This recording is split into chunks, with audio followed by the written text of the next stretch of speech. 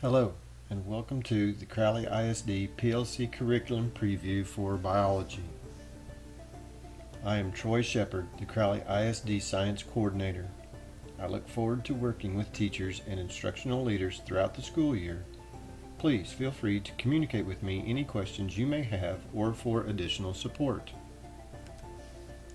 In this video, we will identify the curriculum hotspot and provide the real-time instructional strategies, IQ slapdown, and connect the dots, as well as incorporate Fundamental 5 strategies. At the end of the video, teachers will complete the PLC for the Science PLC for Readiness Standard B4B. The we will, I will statements shown are examples of how to frame a lesson as listed in the Fundamental 5. Before we begin exploring content for the second 6 weeks, let's take a moment to reflect back to the first 6 weeks. Please pause the video and discuss the following questions. Based on your data from the previous units, where are opportunities to reteach? How will you spiral in and assess the reteaching opportunities? What is a teaching strategy or intervention you implemented in your classroom during the first 6 weeks that worked well for you? What is something you might adjust to work better for your students in your classroom?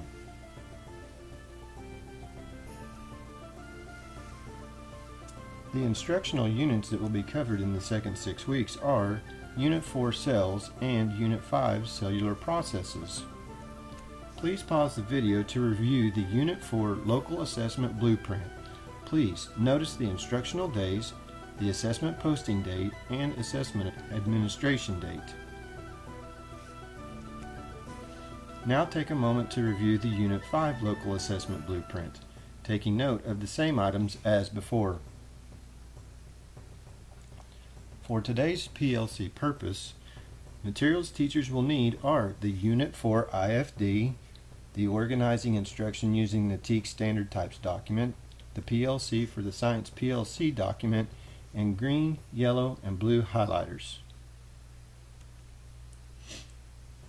Before we complete the content builder for the upcoming units, let's take a moment to review process TEACs as well as understand the structure of the content builder. Process TEACs works as the bookends of the teaching process and are blue on the content builder because blue flows through the content. Process standards are used in every unit and with different content. They are used in grades K through 12. They provide links to college and career readiness standards. They increase rigor of learning, they are used for formative assessment, and they are highly tested on STAR assessments as dual-coded questions. Now let's discuss what the purpose of the content builder is. When breaking down the IFD and placing the standards in the correct box, it is important to know what those standards mean. Readiness standards provide the important content to be learned and applied at that grade level. Support standards provide content or background knowledge students need to know prior to learning the readiness standards. This content should be learned in previous grade levels. Process standards are embedded skills that continue through all lessons and dictate the rigor of the learning.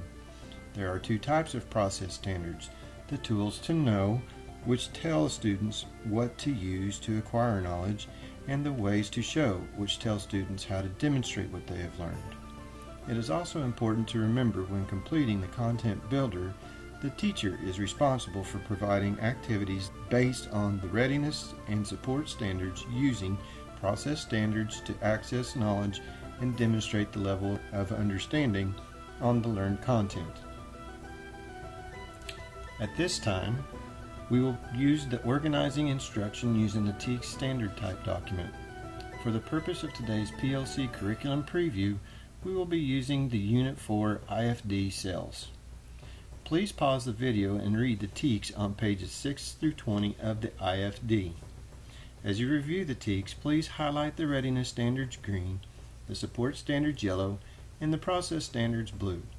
If necessary, refer back to the organizing instruction using the TEACs standard type document to review the descriptions of each standard's role in learning, remembering that blue process standards will fall into one of two basic categories: how students access learning or how students demonstrate learning. Please take a moment to complete this task. Now, use the highlighted IFD as a key to place each standard in the corresponding color-coded box of the graphic organizer. Now that you have completed the content builder, the first part of the PLC process is the what. We will discuss the identified hotspot using a heat map. For the second 6 weeks in biology, we will target teak B4B. Pause the video for discussion to come to a consensus as to why this standard was chosen. I chose standard B4B due to the fact that this standard has maintained a level of high concern. Now let's focus on the teak. As you can see, this is a readiness standard. This standard is part of Reporting Category 1, Cell Structure and Function, which makes up 20% of the STAR Blueprint assessment. When reviewing the standard, make sure to identify the cognitive level, the verbs that define what students will be able to do, the content level, the overall concept the students will learn, and the context, which is what type of learning.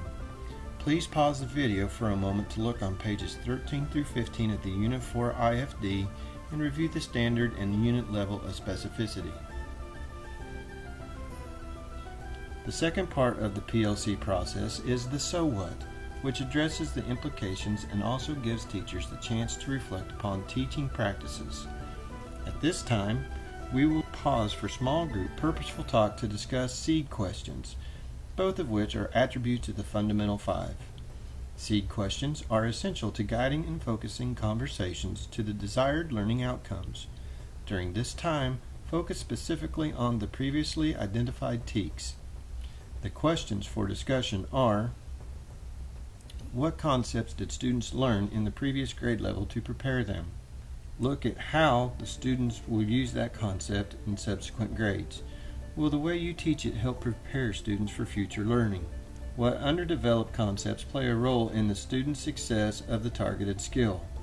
What common misconceptions deter students from being successful? From the listed vocabulary, which terminology will play a key role to ensure mastery? And how have you taught this content in the past? How will you teach it differently this year?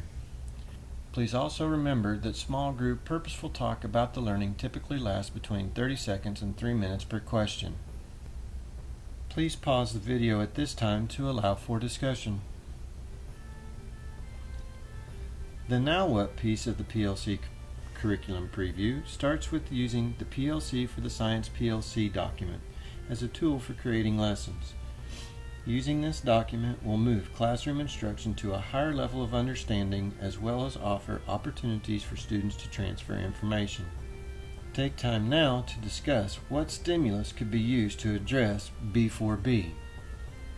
Remember, the stimulus will be what gets students engaged in the learning process. Now let's review the verbs in the student expectation. Which thinking activities will match the rigor for this level of Bloom's?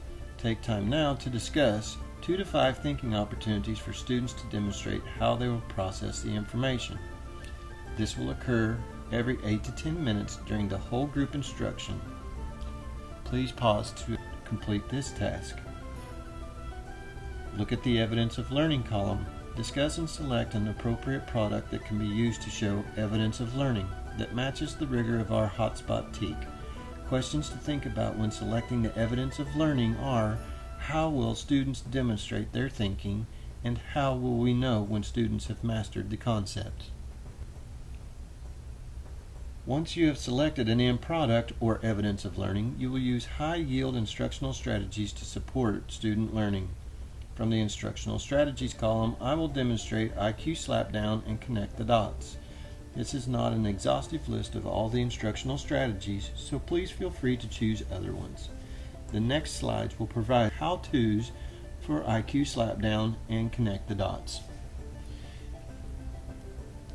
The IQ slapdown instructional strategy is used for reviewing information for either quizzes or tests. Items that will be needed are 4 pieces of paper labeled A, B, C, and D, which represent multiple choice answer choices. You will also need a question that could either be read aloud, projected, or copied and left on the tables for the students to read. This strategy requires 3 different rounds to take place. In round 1, the teacher prompts students to slap down the answer choice that represents the worst answer choice to the question. The students must justify their responses in small group purposeful talk while the teacher walks around the room correcting any misconceptions or verifying correct answers. In round 2, the teacher prompts students to slap down the answer choice that represents the best incorrect answer choice to the question. Students must again justify their responses in small group purposeful talk while the teacher again walks around the room correcting misconceptions or verifying correct answers. In round 3, the teacher prompts students to slap down the correct answer choice. Students must justify their answers again in small group purposeful talk, and then possibly to the whole class after the teacher clarifies and verifies answer choices. In the Connect the Dots instructional strategies, the teacher will organize students into either groups of 2, 3, or 4. The teacher will previously have selected 4 items. These could be familiar titles, text excerpts, concepts, key academic vocabulary terms, math problems, lab experiments, or any other applicable material, and then places those 4 items at each of one of the dots on the 4 corners of the Connect the Dot organizer. Students working either individually or in groups then find ways by following the arrows in which ideas connect, citing at least one similarity and one difference. Another integral part of the Now What is interventions. Take time now to discuss the following questions and what they may look like on your campus. How will we provide students with additional time and support in a timely, directive, and systematic way when students experience difficulty? How can we enrich the learning of students who are already proficient? I appreciate you participating in the PLC curriculum preview. When you plan on implementing IQ Slapdown or Connect the Dots, please invite me into your classroom, as I would love to see classroom implementation of these strategies.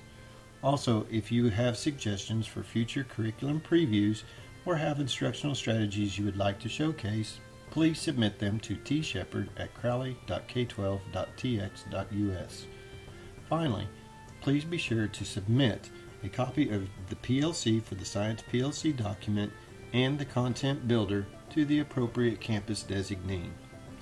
Thank you for participating, and remember, I am here to serve you.